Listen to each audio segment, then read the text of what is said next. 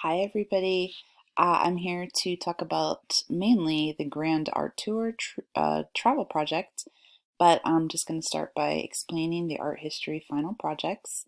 I'm so excited about this project. So you can choose one of three projects, and you're welcome to do more than one for extra credit. And one assignment is the mini museum or gallery. You can see the assignment page for instructions, basically making a small museum for your pet or action figures or something like that. And then another choice is to make an art history movie. You can make it an animation or a claymation. There's lots of choices. So, and I'm also open to other ideas if you have some idea that you really want to do that entails art history. But in this presentation, I'm going to talk about the Grand Art Tour. Well, first, let me tell you the timeline. I assigned the project yesterday, and the rough draft or the idea is going to be due May 26th, which is the Tuesday after Memorial Day. May 31st, which is a week later, I would like some progress due, and then the week after that, the project is due. And then we're going to have some peer critiques that are due the following week. So the Grand Art Tour, you're going to be given $3,000. Obviously, it's fantasy, to take a trip to at least 3 of the artworks on the 250. So these 250 required artworks from that list on the Khan Academy. You can make a slide share with a voiceover or a video with audio. It's up to you to show your presentation. So you're going to present which flight you're going to take, how you get to and from the airport, where you will stay, where you'll eat, museums, pictures of your artwork that you're going to see, and all of that. So you're going to watch this presentation right now for details. All right, this is important. This is a fantasy trip. I do not recommend that anybody travels anytime soon. But hopefully eventually we can all travel again, and when it is safe, please, if you do take this trip, which in the past I've had students take their trip and send me pictures, and it's really exciting to see what they did. Okay, so first off, you have to decide when and where you're going to go. All right, decide where you're going to go. You're very familiar, I'm sure, with this page, the Khan Academy's page. Think about, do you want to go to Paris? Do you want to go to Machu Picchu? Do you want to go to Cambodia? Do you want to take a road trip across the country and see Spiral Jetty and Mesa Verde on the way? Do you want to just take a train from New York City to Washington, D.C. to see the National Gallery? You could go a little bit further south and see Monticello. Or do you want to fly to Egypt and see the pyramids of Giza? Do you want to go to Stonehenge? Wherever you want. You have $3,000. All right, so first you're going to go to the required works of art on the Khan Academy page. Look through there, see where you want to go. And then the next thing you're going to do is just do a quick search of the places that you want to go. So first of all, is it accessible? Let's say you're like, oh, I want to see Lascaux Cave. If you do a quick search of it, blah, blah, blah, blah, blah, you will see that today the original Lascaux Cave is closed.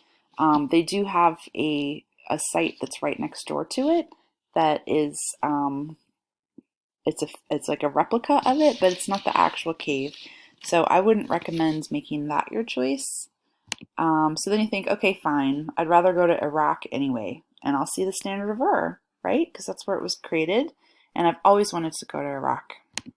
All right, quick Wikipedia search, you can see that blah, blah, blah, blah, blah. It's actually the present location is at the British Museum. So think about, like where is the actual artwork that you're going to see? So here's the map of the world. Just kind of figure out like maybe general idea of like where you want to go.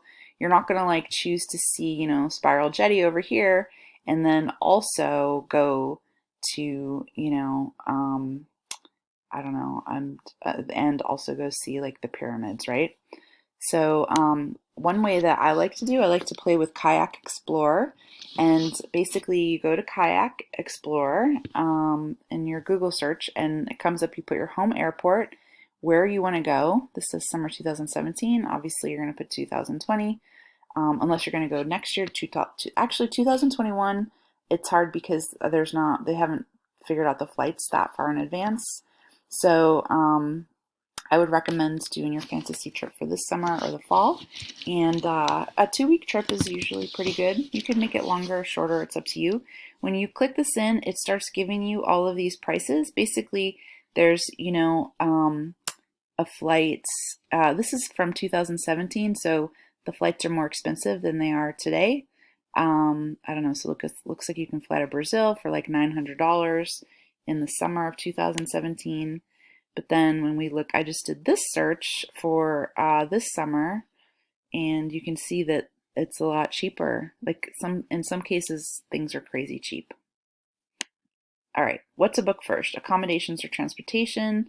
That's kind of up to you. If you had a place to stay, then like if you have family that lives somewhere and you can stay with them, then maybe you figure out when they're available. It's also like, sometimes flying on a Tuesday is cheaper than flying on a Sunday, like stuff like that. Also, you want to think about when you're going to go. So, like for example, when is the best time to visit Peru if you want to go see Machu Picchu? It's not like a everyday thing that it's always a great time to go. So, here it says discover the best time to visit Peru. The Peruvian winter is May to September, is the driest season and therefore the best time of the year to travel, especially if you're planning to visit Cusco area and trek the Inca Trail to Machu Picchu. The summer, December through March, is the wettest season and you can't really go. Also, if you go to Machu Picchu, you have to reserve your space in advance. You can't just show up and be like, oh, I want to go to Machu Picchu. And in some cases, it's like that. Definitely think about the time zones, how, jet lag could really affect you or how long it's going to take you to get there, all of that. So keep that in mind as you're planning your trip. Jet lag. It's a noun for extreme tiredness and other physical effects felt by a person after a long flight across several time zones. Okay, so some ways to prevent or reduce jet lag. You could stay hydrated by drinking water, limit your caffeine, consider taking melatonin to help you sleep on the plane, enjoy sunlight upon arrival. It's not a good idea to like end up in Europe at noon and then take like a 7 hour nap. And then wake up in the evening. It's going to get you very messed up. So you should try to like acclimate yourself to the time zone that you're in as soon as possible. And okay, so how are you going to get there? There's so many different modes of transportation, and feel free to be creative. If you want to take a cruise somewhere, that might work. Maybe you want to rent a motorhome and drive that across the country. That could accommodate for your transportation and your staying, So, I don't know about taking a helicopter someplace, but if that works out for you, do that. Okay. Search engines. There's like so many search engines. Usually the airlines have their own search engines, and then there's like, Expedia and Orbitz and Hotwire, Kayak, all these places search multiple airlines all at one time. You could even try a travel agent. All right, finding a flight. So let's see if this takes me somewhere. Oh, okay, wait, let's see. I don't know if this is gonna work. Let's see. So finding a flight. All right. So this is, oh, I can make this bigger. Okay, so basically, wherever you want to go, let's say that you do want to go. My trip was to Venice, right? And I did a one-way ticket there, and then I flew out of Milan for my travel presentation. If you want to see an example, so I'm gonna. I don't know. I can't really do this right. Oops. Okay. Anyway, I'm going to put in where I'm starting and where I want to go to, and then you click in here, leaving on the 14th, and then you do the search. And then it searches like all kinds of search engines. Comes up. Right now it's still searching, so like the cheapest is 602. But then eventually it finds the cheapest. Here it's like the cheapest, the best flight, the quickest, obviously the cheaper ones have a layover somewhere, and the more expensive ones are usually direct flight. So figure out, obviously it's nice to take a direct flight, but you can see here that there's different airlines. You can pick your time that you want to leave. all of that. Okay. So also, if you go over here, this is an interesting little feature. You can figure out like how long you want the layover to be or the flight leg. You could search by price, by cabin if you want to fly first class. You might be able to fly first class in these times because, like I said, it's cheaper these days. You can click which airlines. If there's some airlines you're like, oh, I'm not going to fly these people, whatever. You can also figure out when you want to land and when you want to take off, how many stops you want. Also, if it's you got to think about like your checked bag and your carry-on bag if you want to include the price with that. In Venice, there's an airport, like the main airport is Marco Polo, and then Treviso is a little bit further away, but you could also click that if you wanted to. If like it's a pain to get to New York or leave from Newark, then just like unclick that, and then they will only show you flights out of like LaGuardia or JFK. LaGuardia doesn't really have international flights, I think, so you would fly to maybe Boston and then from Boston take a direct flight. Okay, which isn't really direct anymore. Okay, so that is for that. And then let me go back to this PowerPoint. All right, so yeah, there's also a little thing here where you can click on to see which day is the cheapest day to fly, and you can decide when you're going to leave according to that, which I think is a great feature. Okay, oh, actually that's not the flight I ended up taking, but you can see that this one goes from JFK direct to Venice. Actually, that's not direct. I don't know where that stops. Because if it's 14 hours or 26 hours coming home, you don't want to take that flight because, oh, I see, Istanbul is where the stop is. So this has a major long layover in Istanbul. Okay, getting around. How are you going to get to the airport? How are you going to get from the airport to your destination? How are you going to get around the city? So for example, like I said, I went to Venice, so this I looked this up, and this is the way to get from the airport to Venice.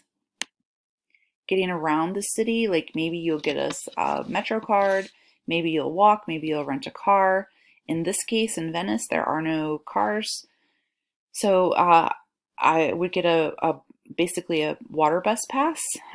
This is what it's called, the ACTV, and a water bus is like the same thing as like our subway, right? Then you're going to figure out where are you going to stay.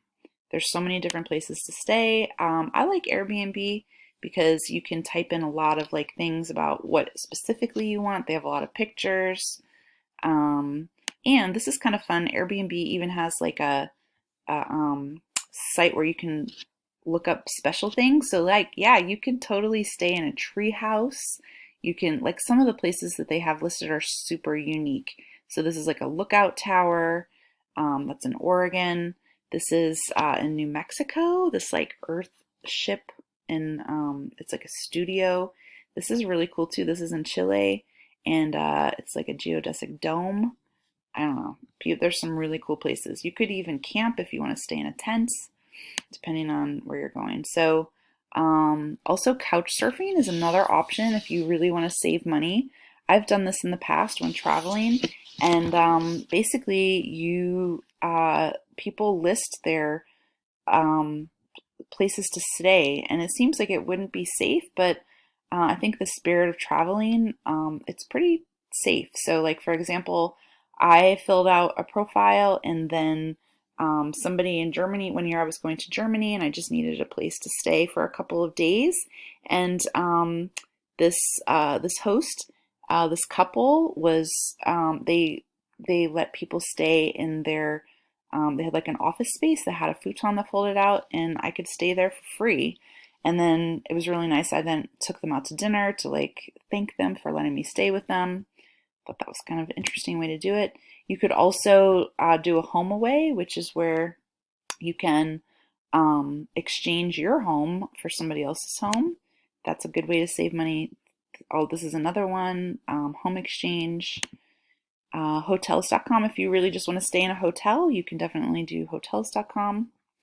Those are different things. Okay, what are we going to see? So the main point of you going there is to figure out what you're going to see. So the expectation for the presentation, show images for each of the artworks that you visit.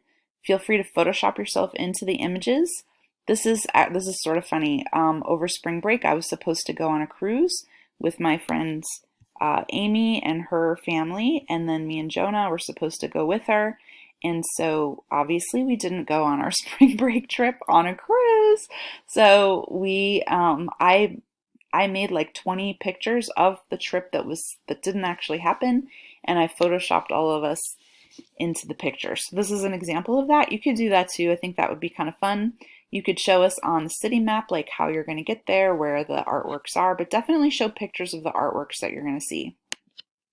Also, where are you going to eat? When in Rome, you know, obviously you should eat pasta and pizza and some gelato.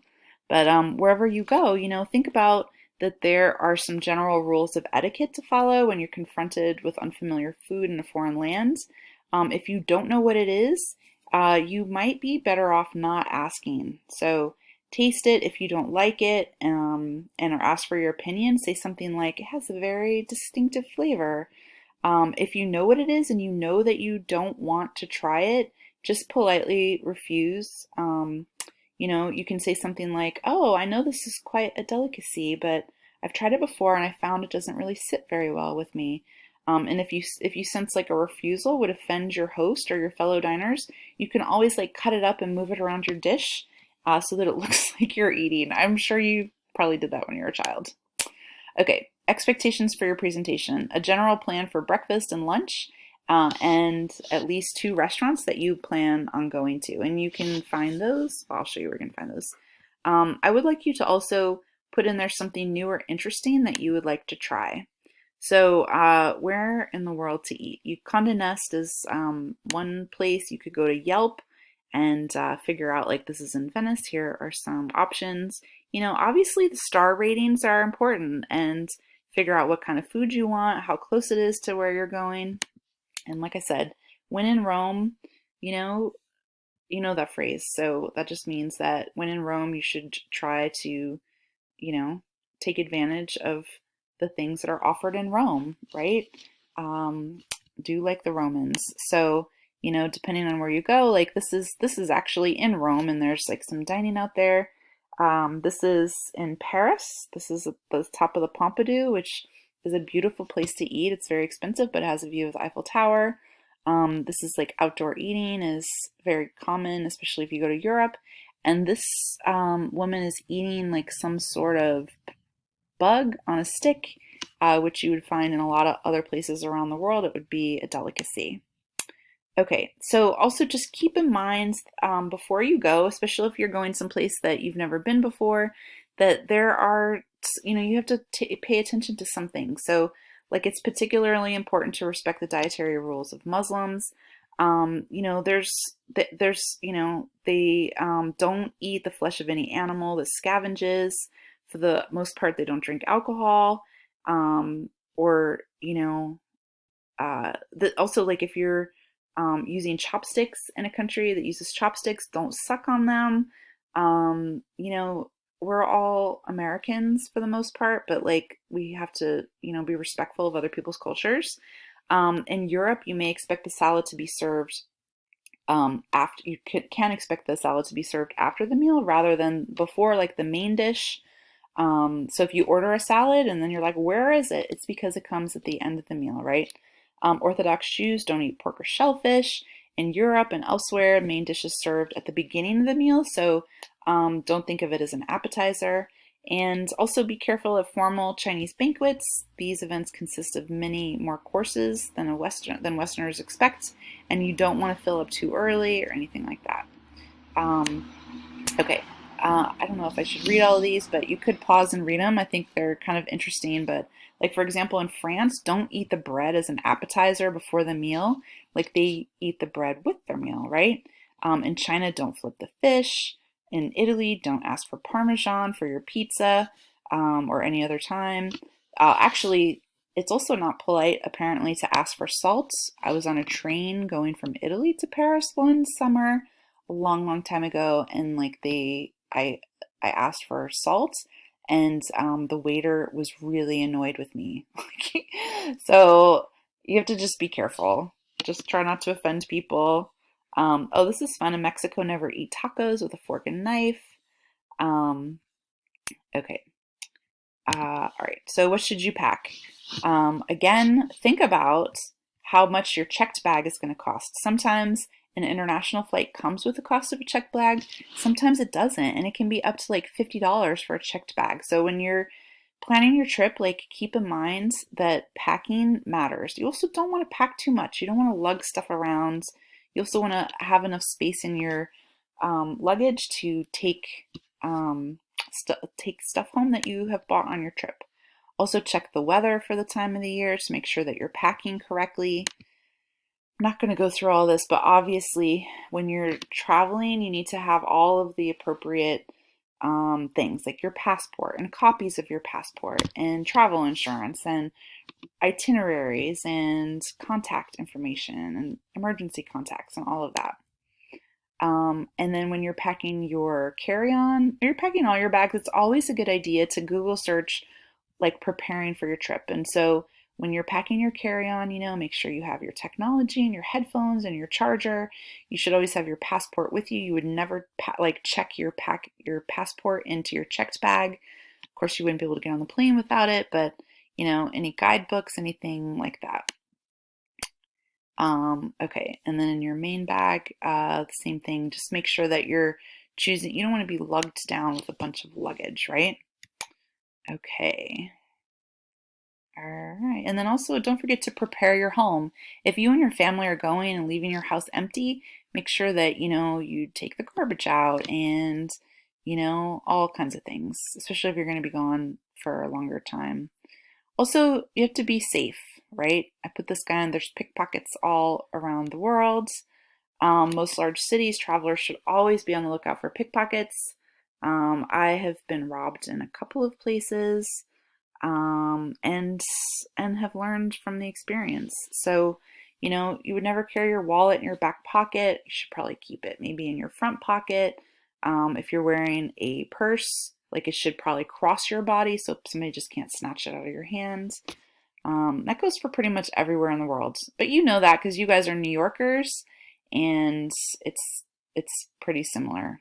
Okay, although sometimes when we're traveling in other places, we stand out as Americans and we look like a target. So, just be safe and check up on travel safety situations too. So, why is it important to travel? Travel is educational. It can be a stress buster. It helps you rediscover yourself. Travel creates everlasting memories. It's also adventurous. If you travel with your friends and family or whatever, it really can strengthen your relationships. People get really creative when they travel. It makes your mind grow when you see new things. So that's important. It helps you gain some new friends. You'll be rejuvenated. And just, the simple pleasure of traveling is really fun. So I'm going to end on this. Traveling, it leaves you speechless, then turns you into a storyteller. So, okay, if you're going to do this project, if this is the one that you choose, I can't wait to see it. And I just can't wait to see whatever you guys do. So, all right, have a good night. I miss you. I'll hope to see you at least virtually soon.